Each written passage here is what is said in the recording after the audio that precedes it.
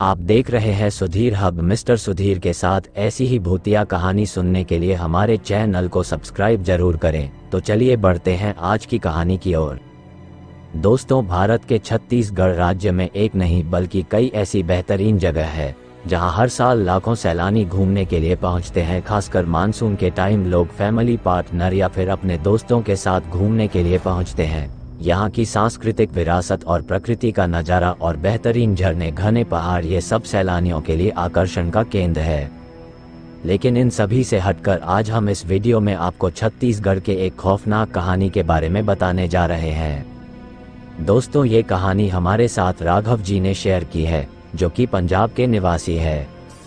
तो चलिए जानते कि आखिर राघव और उनके दोस्तों के साथ ऐसा क्या हुआ था कि आज भी वो उस दिन को याद करके बुरी तरह से घबरा जाते हैं। दोस्तों, ये बात तब की है जब हमारे ऑफिस की छुट्टियां चल रही थी और हम सभी दोस्त पिकनिक पर चलने की सोच रहे थे, क्योंकि काफी दिनों से मैं अपने उन दोस्तों से मिला नहीं था जिनके साथ मैं पहले काफी एंजॉय किया करता था। इसलिए काफी दिन तक अपने दोस्तों से बातचीत करने के बाद भी उनमें से कोई भी पिकनिक पर जाने को रेडी नहीं था। सभी अपने अपने कामों में बिजी थे। आखिर में मेरा एक दोस्त रोहित मान गया। मैंने रोहित को बता दिया था कि हम कहां पर चलने वाले हैं, इसलिए हम पूरी तैयारी के साथ अपने खुद की पर्सनल गाड़ी को लेकर निकल पड़े। मेरे पास तो खुद की गाड़ी नहीं थी, लेकिन रोहित के पास खुद की गाड़ी थी और वो अच्छी कमाई भी करता था, इसलिए आज उसका ही खर्च होने वाला था। हम दोनों दोस्त अपने इलाके से निकले और छत्तीसगढ़ की सुंदर सुंदर जगह को देखने के लिए वहां से निकल पड़े। यहाँ से हमें वहाँ तक का सफ़र करने के लिए करीबन 25 घंटे का सफ़र तय करना था। यानी कि आप ऐसा समझ सकते थे कि हम कम से कम 10 दिनों के लिए घूमने के लिए आए थे और हमारी छुट्टियाँ भी उनके तकरीबन ही चल रहे थे। मैंने सोचा कि अगर छुट्टियाँ ऊपर नीचे हो जाएंगी तो मैं बॉस से पर्सनल बात कर लूँगा और वह मान भी जाएंगे, इसलिए मैं काफ़ी बिंदास था और घर वालों से भी काफ़ी अच्छी तरह से परमिशन मिल गई थी। खैर, गाड़ी में बैठते समय मेरे अंदर काफ़ी उत्साह था, लेकिन मैं नहीं जानता था कि महज कुछ घंटे के बाद ही मेरा यह उत्साह डर और खौफ में बदल जाएगा। और हम ड्राइविंग करते करते मुझे तो पता ही नहीं चला कि कब वक्त बीत गया और हम दोनों छत्तीसगढ़ की सीमाओं में पहुंच चुके थे। इसी बीच मैं और मेरा दोस्त हम एक ब्रिज के ऊपर पहुंचे तो हमने देखा कि इस वक्त रात के लगभग 1 बज रहे थे और चारों तरफ का सन्नाटा बिखरा हुआ था। अब इतनी घनी रात हो चुकी थी तो ऐसे में सन्नाटा होना भी लाजिमी ही था। जब मैं बड़े ही गौर से वहां पर लगे हुए उस बोर्ड को देखने की कोशिश की तो मैंने देखा कि वहां पर कुछ पुराने लेख में लिखा हुआ था और जब कार की हेडलाइट उसके ऊपर ठीक से पड़ी तो मैंने देखा कि उस बोर्ड पर वाइज ब्रिज लिखा हुआ था और उसे देखते मैं समझ गया कि इस नाम का ही यह ब्रिज होगा। इसलिए बाद में मैंने उसके बारे में अपने दोस्त को बताया। मेरी बातों को सुनकर वह भी थोड़ा हैरान हो गया था। उसके बाद उसने कहा कि इस ब्रिज के बारे में मैंने भी काफ़ी सुना है। लोग तो कहते हैं कि यहाँ पर 12 बजने के बाद भूत प्रेत और डायन भी रहते हैं। और फिर उसके बाद वह हंसने लगा। लेकिन उसकी बातों को सुनकर एक बार के लिए मेरे शरीर में बिजली की तरह करंट दौड़ गया, क्योंकि मैं इन चीज़ों से काफ़ी डरा करता था। पर फिर भी मैंने अपने आप को संभाला और उसके साथ ठहाके लगाकर मैं जोर से हंसने लगा। इसी बीच हमारी गाड़ी उस ब्रिज को तेजी से पार करने लगी, लेकिन तभी कार के सामने एक हाथ आया। ऐसा लग रहा था कि कोई कार को रोकने की कोशिश कर रहा है। जैसे ही मैंने अपने दोस्त को गाड़ी रोकने को कहा तो वह मुझे अजीब नज़रों से देखने लगा। फिर मैंने कहा, अरे तुझे दिखाई नहीं दे रहा है क्या? कोई हमारी गाड़ी को रोकने की कोशिश कर रहा है। जैसे उसने सामने देखा तो फिर वह 2 पल के लिए सामने देखकर मेरी तरफ देखने लगा। उसने अब कार को और तेजी से चलाना शुरू कर दिया था। फिर उसने हैरानी से कहा, अरे भाई तू पागल हो गया क्या? मुझे तो सामने कुछ भी नजर नहीं आ रहा है। अब उसकी यह बात सुनकर जब मैंने फिर से सामने की तरफ ध्यान दिया तो वहां पर कोई भी नहीं था। एक बार के लिए मेरा दिमाग खराब हो गया, लेकिन फिर मैंने सोचा कि शायद मुझे कोई भ्रम हुआ होगा, इसलिए मैंने उस चीज को नजरअंदाज कर दिया और फिर उसके बाद बस गाड़ी के सामने पड़ी हुई समतल सड़क को देखने लगा। गाड़ी के सामने इतना ज्यादा सन्नाटा दिख रहा था कि एक बार के लिए उसका एहसास करके आदमी अंदर से डर जाए, लेकिन मेरा दोस्त तो बिल्कुल बिंदास लग रहा था। उसे देखकर ऐसा बिल्कुल भी नहीं लग रहा था। कि वह इस सुनसान भरी सड़क से घबरा जाए। थोड़ी देर तक गाड़ी और ज़्यादा तेज रफ्तार में चलती रही, लेकिन उसके बाद में हमें एक जोर का झटका लगा। झटका इतना जोरदार था कि मेरा सर सामने वाले डिवाइडर से टकरा गया। लेकिन अच्छी बात तो ये थी कि मुझे इतनी ज़्यादा गहरी चोट नहीं आई थी, इसलिए मैंने अपने आप को संभाला और उसके बाद अपने दोस्त पर चढ़ते हुए बोला, अरे भाई क्या कर रहा है, आराम से कार को नहीं चला सकता क्या? मेरी बात सुनते ही उसने कहा, अरे भाई मुझे भी नहीं पता, आखिर आगे अचानक आया क्या? मुझे लगता है कि गाड़ी का टायर फट गया है। अब उसकी बात सुनते मुझे एक जोर का झटका लगा, क्योंकि मेरे अंदर इतनी हिम्मत नहीं थी कि मैं इस डरावनी सी सड़क के ऊपर नीचे उतर जाऊं। मगर इसके अलावा मेरे पास दूसरा कोई रास्ता भी नहीं था।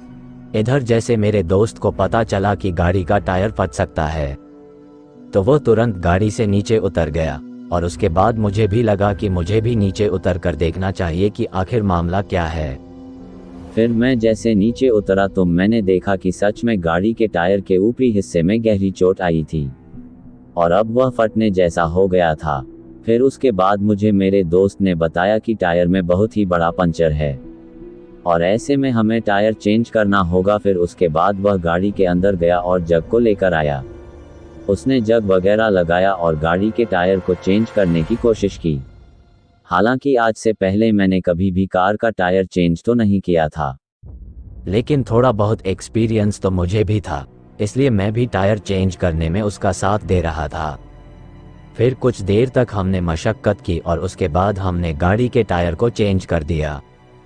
लेकिन जैसे हमने गाड़ी के टायर को चेंज किया तो हमने देखा कि गाड़ी के टायर को चेंज करने तक तो सब कुछ सही था, लेकिन जैसे हम दोनों ने वहां से सारे सामान को हटा लिया कि तभी हमने देखा कि जो टायर हमने अभी अभी लगाया था वह टायर हमारी आंखों के सामने एकदम से फट गया। और अब यह नज़ारा देखकर तो हम दोनों के रोंगटे खड़े हो गए। तभी हम दोनों को अपने पीछे से किसी चीज़ के सरसर आने की आवाज़ आई, और फिर जैसे हम दोनों ने पीछे मुड़कर देखा तो हमने पाया कि भगवा रंग के कपड़े पहने हुए हमें वहां पर कोई साधु दिख रहा था। जैसे ही हमारी नज़र उस साधु पर पड़ी तो मुझे काफ़ी हद तक मेरे सांस में सांस आई, क्योंकि भगवा रंग तो भगवान का प्रतीक होता है, इसलिए मुझे बड़ा अच्छा लग रहा था। दोस्त उसके बाद वह साधु हम दोनों के पास आया और उसने कहा, देखो बेटा, तुम दोनों को यहाँ पर नहीं आना चाहिए था। इसी बीच उसे खांसी आने लगी और फिर उसने अपने झोले में हाथ डाला और हमें प्रसाद देने लगा। प्रसाद में नारियल था और हम दोनों ने ही उस साधु से प्रसाद को लिया और अपने जेब में डाल लिया। फिर उसने कहा, ये रास्ता तुम दोनों को जितना शांत नजर आ रहा है, यह उससे कहीं ज्यादा डरावना है। तुम्हारी गाड़ी के टायर का पंचर होना कोई इत्तेफाक नहीं है, बल्कि एक हादसा है। और अगर तुम दोनों जिंदा बचना चाहते हो तो मैं तुम्हें एक सुझाव देना चाहूँगा। तुम दोनों अपनी गाड़ी को यहीं पर छोड़ दो और जितना जल्दी हो सके यहाँ से निकल जाओ। इतना कहकर वह हंसने लगा और मुस्कुराते हुए आगे बढ़ने लगा। तभी हम दोनों को अचानक से ऐसा लगा जैसे कि गाड़ी की बोनट से कोई बड़ी सी चीज टकरा गई थी, और इस आवाज को सुनते ही हम दोनों जल्दी से पीछे पलट गए। और उसके बाद हम दोनों ने जैसे सामने जाकर देखा तो हमने पाया कि वहां पर तो हमें कोई भी ऐसी चीज नजर नहीं आ रही थी जिसकी वजह से इतने बड़े जोर का धमाका हो सके। पहले तो हमने इधर उधर देखा, लेकिन उसके बाद में हमें कोई भी नजर ही नहीं आया। तो उसके बाद हम वापस पीछे आए, लेकिन तब तक वह साधु बाबा वहां से निकल चुके थे। फिर इसी बीच मेरी नज़र वहां से थोड़ी दूर आगे लगे हुए एक टेंट पर पड़ी तो मैंने देखा कि वहां पर कोई शादी जैसा प्रोग्राम चल रहा था। और जैसे मैंने देखा कि वह शादी जैसा कोई प्रोग्राम है तो मैं अपने दोस्त से कहा कि हम वहां पर जाकर किसी से मदद ले सकते हैं। उसने भी मेरी बात सुनकर अपनी गर्दन हाँ में हिलाई और उसके बाद हम दोनों वहां से आगे बढ़ने लगे। अब हमारी गाड़ी तो चल ही नहीं सकती थी, तो ऐसे में हम दोनों ने पैदल पैदल कदम आगे बढ़ाना शुरू कर दिए और कुछ देर के बाद हम उस शादी वाली जगह के एकदम पास पहुंच गए। फिर हमने देखा कि वहां पर शादी जैसा माहौल तो था, लेकिन उतना शोर नहीं था और ऐसा लग रहा था जैसे कि टेंट किसी की शादी में नहीं बल्कि किसी दुख की हालत में लगाया गया था। ना जाने क्यों, लेकिन उस शादी वाले टेंट के पास जाने में भी अब मुझे घबराहट होने लगी थी। फिर जैसे जैसे हम टेंट के अंदर पहुंचे तो हमने देखा कि वहां पर कुछ लोग इधर से उधर घूमते नजर आ रहे थे। कुछ लोग आपस में बातें भी कर रहे थे, और जैसे ही हम दोनों ने उस टेंट के अंदर कदम रखा तो हमने देखा कि वो सभी हमारी तरफ देखने लगे। उनमें से काफी सारे लोग थे जो हमें घूर घूर कर देख रहे थे, और ऐसा लग रहा था जैसे कि हम किसी दूसरी दुनिया से आए हैं। अभी तक हम वहां पर नहीं गए थे जहां पर लोग खाना खा रहे थे, लेकिन जैसे ही हम दोनों ने टेंट के पास पहुंचे तो हमने देखा कि वहां से हम अजीब तरह की बदबू आ रही थी। हमने वहीं पर मौजूद कुछ लोगों से बातचीत करने की कोशिश भी की, लेकिन कोई भी हमसे बात करने को तैयार ही नहीं था।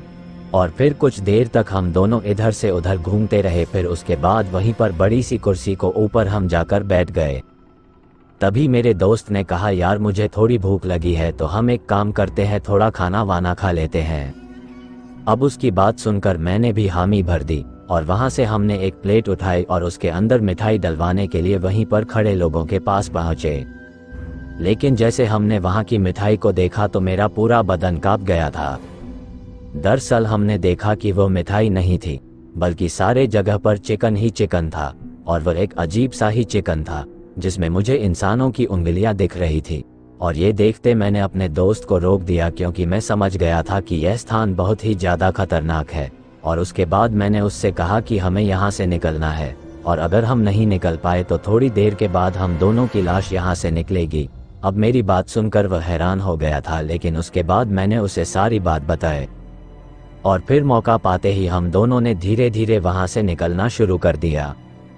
हम उन लोगों के बीच से बाहर आ गए थे, और उन लोगों के बीच से बाहर निकलकर हम सड़क की तरफ बढ़ने लगे।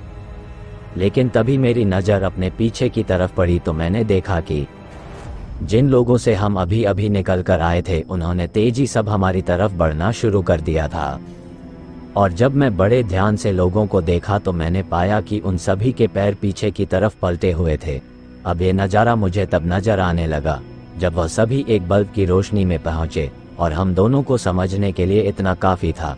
और उसके बाद हम दोनों तब तक नहीं रुके जब तक कि हम दोनों उन लोगों से बचकर निकल नहीं जाते। लेकिन वह लोग हमारे पास आते जा रहे थे, लेकिन जैसे जैसे वह हमारे पास आ रहे थे तो वैसे वैसे हमें एक रोशनी चमकते हुए नजर आने लगी।